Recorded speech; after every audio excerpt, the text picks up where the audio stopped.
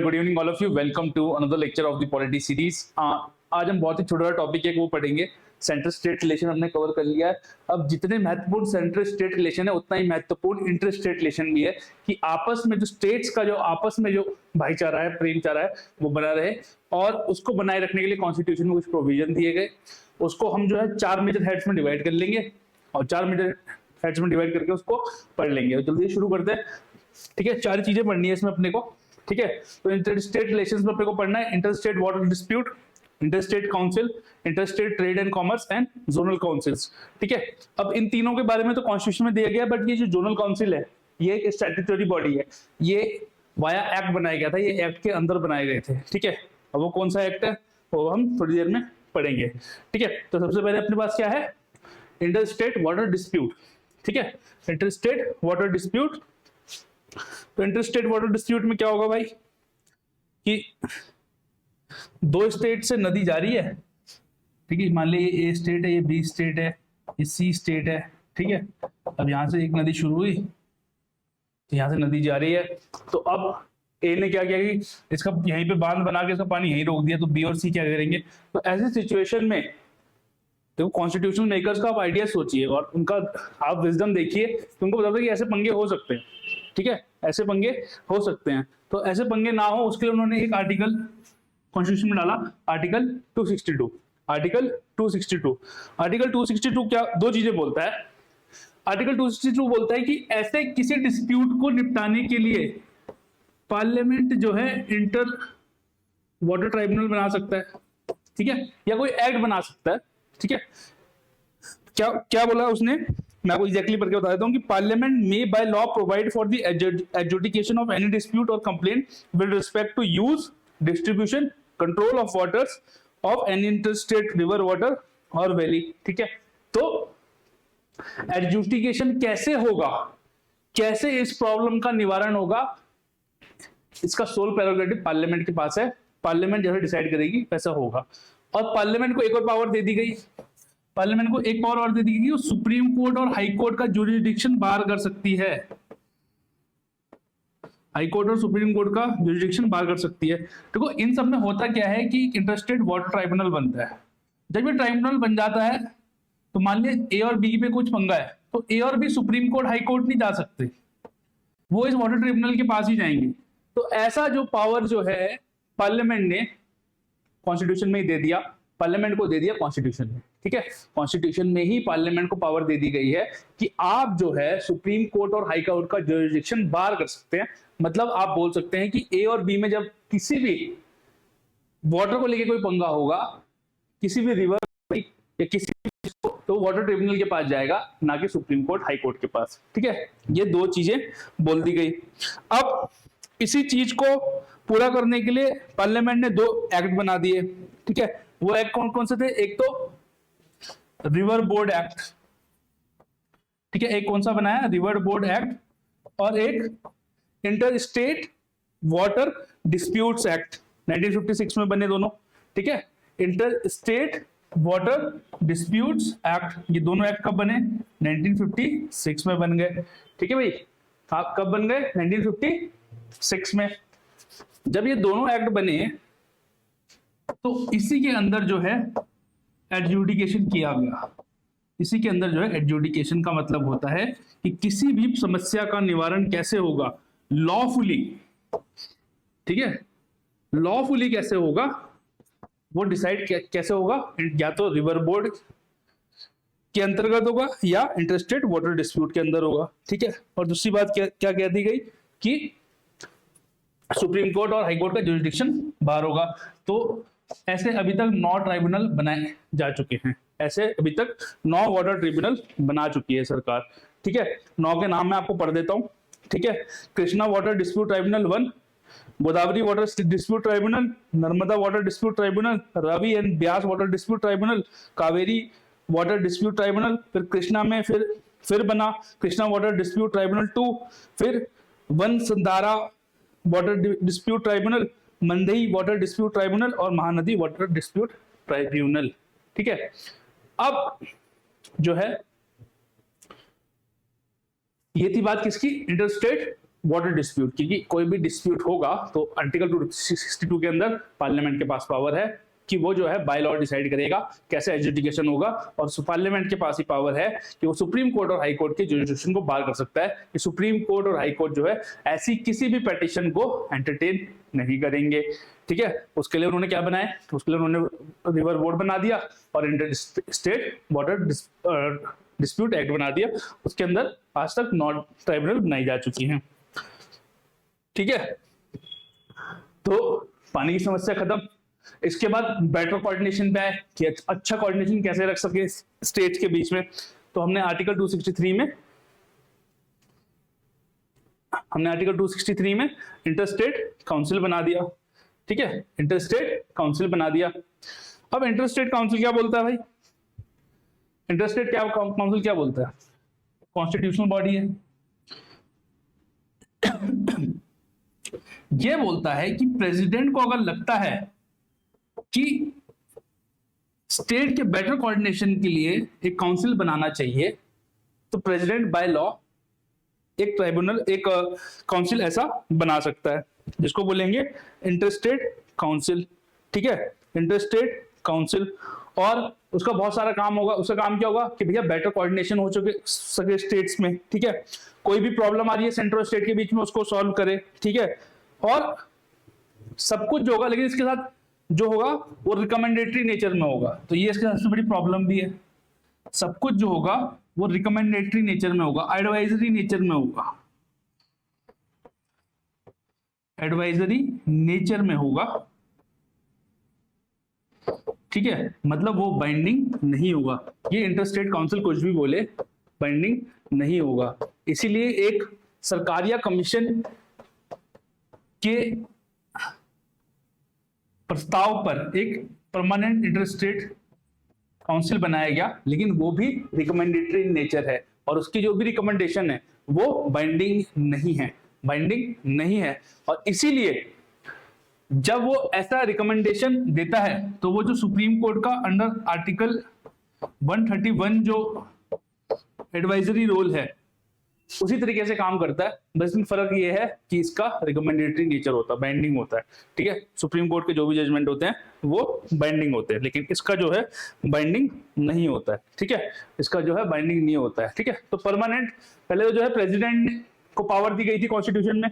ठीक है, तो उन्होंने 3 central council for health and family welfare, central council for local government और 4 regional council for sale tax, northern, eastern, western and southern zone के 4 sale tax related council बनाए। But सरकारी commission के recommendation पे 1990 में वीपी सिंह जी की government थी तो एक परमानेंट इंटरस्टेट काउंसिल बनाया गया। उसका काम क्या था, उसका काम भी वही था कि वो देखरेख करे कि कैसे सेंट्रल स्टेट के रिलेशन को बेटर कर सकते हैं या स्टेट एंड स्टेट के रिलेशन को कैसे बेटर कर सकते हैं, कोई समस्या तो नहीं आ रही है, क्या प्रॉब्लम्स है, ये सब देखा जाए। ठीक है, ये सब देखा जाए। अब जो परमानेंट इंटरस्टेट काउंसिल बना तो उसका कंपोजिशन क्या था देख लेते हैं जल्दी से। तो उसके जो चेयरमैन होते हैं वो पीएम साहब होते हैं। पीएम साहब जो है हमारे उसके चेयरमैन हो गए। जितने भी स्टेट है उसके सारे सीएम्स उसके मेंबर होते हैं। ठीक है, फिर जिन यूनियन टेरिटरीज में लेजिस्लेटिव असेंबलीज है, भाई कौन कौन सी यूनियन टेरिटरीज है इनके अंदर जिसमें लेजिस्लेटिव असेंबलीज है, बताइए भाई, है ना? 3 है आज के टाइम पे मेरे ख्याल से, है ना? Pondicherry, Delhi and Jammu and Kashmir. ठीक है, Ladakh is a union territory without legislative assembly. तो जहां लेजिस्लेटिव असेंबली नहीं होगा वहां एडमिनिस्ट्रेटर होगा। ठीक है, वहां एडमिनिस्ट्रेटर होगा। तो जिस लेजिस्लेटिव जहां पे यूटी में लेजिस्लेटिव असेंबली नहीं होगी वहां एडमिनिस्ट्रेटर होगा, तो उसका जो एडमिनिस्ट्रेटर है इसका पार्ट होगा। ठीक है, देन जो गवर्नर्स हैं स्टेट के, ठीक है, हर देखिए आइडिया, लार्जर आइडिया क्या है, लार्जर आइडिया ये है कि स्टेट को रिप्रेजेंटेशन मिले। तो जिन स्टेट्स में तो नॉर्मल असेंबली है वो है, फिर जो यूनियन टेरिटरी है उनमें जिनमें लेजिस्लेटिव असेंबली है, दिल्ली के जो सीएम होंगे, है ना, केजरीवाल जी हैं, ठीक है, उनको इसका मेंबर बनाया जाएगा। फिर कोई अगर मान लिया कोई स्टेट है जहां प्रेसिडेंट रूल लगा हुआ है तो वहां पे गवर्नर आएंगे। ठीक है, और 6 central cabinet minister including home minister, और ये जो 6 है तो होम मिनिस्टर तो पक्का होंगे ही होंगे। अब बचे कितने, 5। अब इन 5 को कौन नॉमिनेट करेगा, इनको पीएम साहब नॉमिनेट करेंगे, इनको पीएम साहब नॉमिनेट करेंगे। और 5 ministers of cabinet rank are permanent invitees of the council. तो ये इसका कंपोजिशन है। देखिए आइडिया, लार्जर आइडिया वही है कि कोऑर्डिनेशन रखना है, आपस में कोऑर्डिनेशन रखना है, ठीक है। उसके बाद अच्छा, उसका एक स्टैंडिंग कमेटी भी होती है, जो इंटर स्टेट काउंसिल है उसकी एक स्टैंडिंग कमेटी भी होती है। स्टैंडिंग कमेटी के जो चेयरमैन होते हैं वो यूनियन होम मिनिस्टर होते हैं, 5 यूनियन कैबिनेट मिनिस्टर होते हैं उसमें, और 9 चीफ मिनिस्टर होते हैं, ठीक है। तो ये उसकी स्टैंडिंग कमेटी हो गई। उसके साथ साथ उसमें सेक्रेटेरिएट भी होता है जिसको कि सेक्रेटरी हेड करते हैं, ठीक है। तो इंटर स्टेट काउंसिल का एक सेक्रेटेरिएट भी है, ठीक है। अब जो है देखो, इससे पहले इसके बाद में एक टॉपिक आता है कि जितनी भी जुडिशियल प्रोसीडिंग्स हैं, जितनी भी जुडिशियल प्रोसीडिंग्स है ना, जितनी भी जुडिशियल प्रोसीडिंग्स हैं स्टेट में, तो आपस में भाईचारा बनाए रखने के लिए या कोई भी रिकॉर्ड है, कोई सरकारी आदेश पारित हुआ है, उन सबका आपस में सम्मान किया जाएगा, ऐसा कॉन्स्टिट्यूशन बोलता है। और उसको बोलते हैं, जो क्या बोलते हैं, उसको कहते हैं full faith and credit clause, ठीक है। उसको कहते हैं full faith and credit clause. तो full faith and credit clause क्या हुआ कि मान लिया ए स्टेट है, एक बी स्टेट है, ठीक है। ए स्टेट ने के एक डिस्ट्रिक्ट कोर्ट ने आदेश पारित किया कि बी में एक बंदा रहता है, उसका नाम है एक्स। एक्स एक बंदा रहता है, एक्स ने ए में कुछ क्राइम कमिट किया और वो वापस भाग के अपने स्टेट में आ गया, ठीक है। या एक्स को मान लीजिए वो एक किसी खाने के सब्सटेंस का मैन्युफैक्चर है, जहां मैन्युफैक्चरिंग कहां होती है, बी में होती है, और उसका खाना खा के ए में कई लोगों की मृत्यु हो गई। तो ए का जो कोर्ट है वो आदेश पारित करेगा बी को कि आप जो है ए को हमारे सामने हाजिर करिए, इसमें ये वांटेड है, ठीक है। तो अब हो सकता है कि ए स्टेट में उसको लेके एक लॉ हो और वो क्राइम हो, लेकिन हो सकता है कि बी स्टेट में ऐसा ना हो, बी स्टेट में ऐसा ना हो कि जो इसने एक्स ने जो कांड किया है वो बी स्टेट में क्राइम ना हो। ये सब हाइपोथेटिकल सिचुएशन है। तो ऐसे में बी स्टेट ये नहीं बोलेगा कि भैया हमारे यहाँ तो ये क्राइम नहीं है और हम इसे नहीं भिजवाएंगे, ऐसा नहीं है। Full faith and credit clause क्या बोलता है कि जो भी जुडिशियल एक्ट होंगे, पब्लिक एक्ट होंगे, जो रिकॉर्डिंग्स होंगी, वो आपस में आप सब सम्मान करेंगे। हर चीज का जो लीगल होगा वो जो है स्टेट जो है आपस में उसका सम्मान रखेंगे, उसका जो सैंक्टिटी है उसे बनाए रखेंगे और बात मानेंगे, कोऑपरेट करेंगे एक दूसरे से, ठीक है। इसी को बोलते हैं क्या, full faith and credit clause, ठीक है। अब चलते हैं आगे, इंटरस्टेट ट्रेड एंड कॉमर्स। देखो ये बड़ा इंटरेस्टिंग है, थोड़ा सा ध्यान समझना। अब आप आ जाएंगे पार्ट 13 में। पार्ट 13 में आपको एक आर्टिकल 301 मिलेगा, और वो आर्टिकल 301 क्या कह देगा कि trade, commerce and intercourse with in the territory of India shall be free. आप कोई रोक टोक नहीं लगाएंगे, आप कोई रोक टोक नहीं लगाएंगे। ऐसा क्यों किया गया? ताकि फ्री फ्लो ऑफ ट्रेड हो सके, आपस में कोई बाउंडेशन ना हो, स्टेट जो है एक दूसरे के खिलाफ डिस्क्रिमिनेशन ना कर सके, एक भाईचारा बना रहे, एक इमोशनल इंटीग्रिटी आए, एक फिजिकल इंटीग्रिटी आए, ठीक है, कि फ्री फ्लो है ट्रेड का, बट ऐसा होता नहीं है। कॉन्स्टिट्यूशन में ही आर्टिकल 302 से एंड 305 तक कुछ रिस्ट्रिक्शन दे दिए गए, और वो पॉजिटिव रिस्ट्रिक्शन है, वो नेगेटिव रिस्ट्रिक्शन नहीं है, वो पॉजिटिव रिस्ट्रिक्शन है। वो रिस्ट्रिक्शन क्या क्या है, वो रिस्ट्रिक्शन क्या क्या है वो देख लेते हैं। वो रिस्ट्रिक्शन है कि पार्लियामेंट जो है इंटरस्टेट ट्रेड पे पब्लिक गुड के लिए जो है उस जो फ्री ट्रेड है उसको रोक सकती है, बट पार्लियामेंट जब ऐसा करेगी तो वो किसी भी स्टेट्स के बीच में डिस्क्रिमिनेशन नहीं करेगी, ठीक है, किसी भी स्टेट के बीच में डिस्क्रिमिनेशन नहीं करेगी, ठीक है। ऐसे ही स्टेट जो है पब्लिक गुड के लिए, पब्लिक फेथ में या पब्लिक गुड के लिए लॉ बना सकती है कि भैया ये जो ट्रेड है ये फ्री नहीं होगा। बट जब वो ऐसा करेंगे तो वो दो स्टेट्स के बीच में डिफरेंशिएट नहीं करेंगे, दो स्टेट के बीच में ऐसा करते वक्त डिफरेंशिएशन नहीं करेंगे। ये कॉन्स्टिट्यूशन कह रहा है, ये मैं नहीं कह रहा हूं, ठीक है। एग्जाम्पल ए बी सी, तीन स्टेट है, तीनों में आपस में बढ़िया ट्रेड हो रहा था।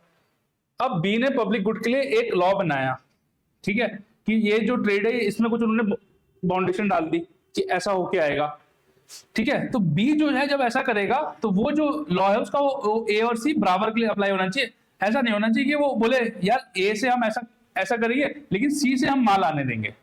आप ऐसा नहीं करेंगे, आप डिस्क्रिमिनेशन नहीं करेंगे, ठीक है। ये सब जो है आर्टिकल 302 से 307 में मेंशन्ड है, ठीक है। ये आर्टिकल 302 से 307 में मेंशन्ड है। पब्लिक इंटरेस्ट में आप कर सकते हैं ये, ठीक है। तो पार्लियामेंट इंपोज कर सकता है, ठीक है। लेजिस्लेचर जो स्टेट का लेजिस्लेचर है वो ऐसे इंपोज कर सकता है। बट एक कैच है इसमें, ठीक है, एक कैच है इसमें कि जो रिस्ट्रिक्शन होंगी वो रीजनेबल होंगी, पहली बात तो, ठीक है। और जब आप ऐसा बिल लाओगे ना जो ऐसे इंटर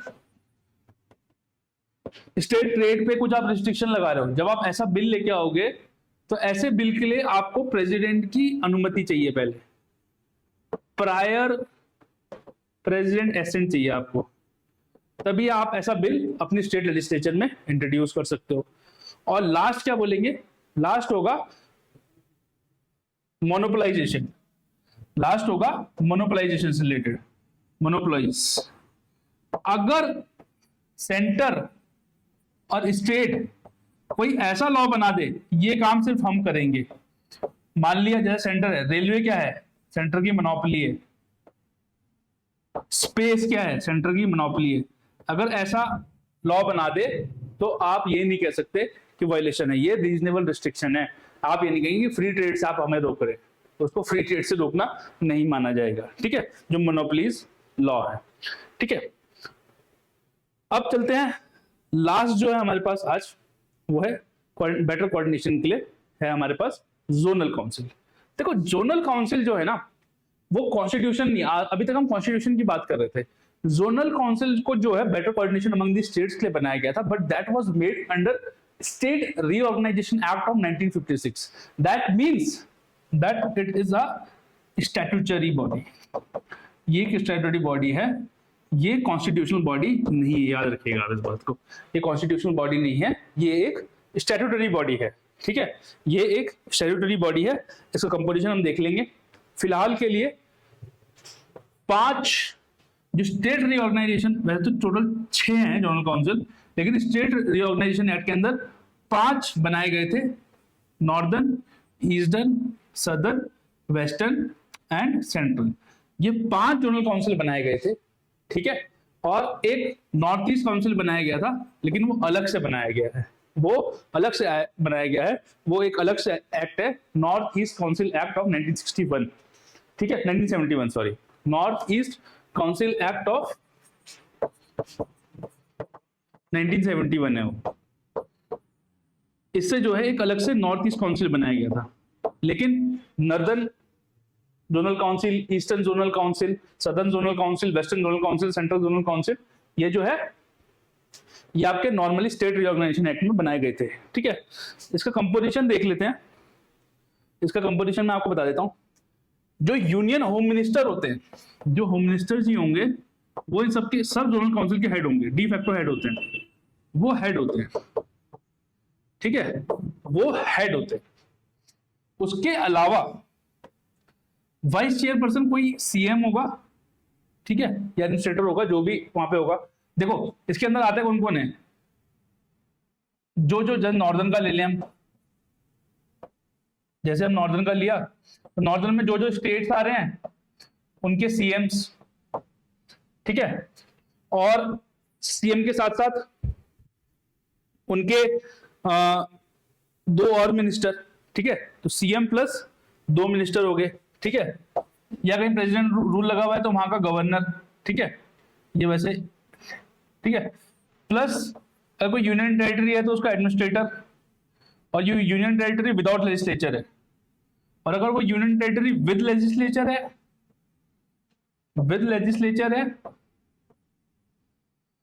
अगर यूनियन टेरिटरी विद लेजिस्लेचर है तो वहां के सीएम साहब, ठीक है, ये तो मेंबर्स हो गए, ठीक है। स्टेट देखो, होम मिनिस्टर तो हेड हो गए, चेयरमैन, उसके अलावा जो है चीफ मिनिस्टर, जो स्टेट उस जोन में आ रहे हैं उसके चीफ मिनिस्टर, और उनके अलावा 2 अदर मिनिस्टर, और जो यूनियन टेरिटरी आ रही है उनके एडमिनिस्ट्रेटर, ठीक है, ये मेंबर हो जाएंगे। और इसी में से, इन सब में से ही वाइस चेयरमैन आता रहता है, 1 साल उसकी टर्म होती है, रोटेशन बेसिस पे वो चेंज होते रहते हैं, रोटेशन बेसिस पे वो चेंज होते रहते हैं, ठीक है, रोटेशन बेसिस पे वो चेंज होते रहते हैं, 1 साल के लिए वो वाइस चेयरमैन रहते हैं।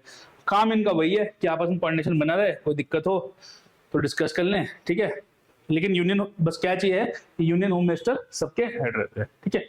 तो ये थी बात किसकी, इंटरस्टेट काउंसिल की। अगली बार इमरजेंसी प्रोविजन पढ़ेंगे, इसी में सोच रहे थे पढ़ाने की, बट देन लेक्चर बड़ा हो जाता, छोटे छोटे लेक्चर बनाते हैं। और आई होप आपको अच्छा लगा हो, और कोई डाउट हो, कोई परेशानी हो, आप हमें कमेंट बॉक्स में पूछ सकते हैं, और अगर हमसे कोई गलती होगी तो उसके लिए हमें क्षमा करें और बताएं कि हमसे गलती है वो, ये हम उसको अगले लेक्चर में ठीक कर देंगे। So thank you all, thank you very much, take care and see you soon.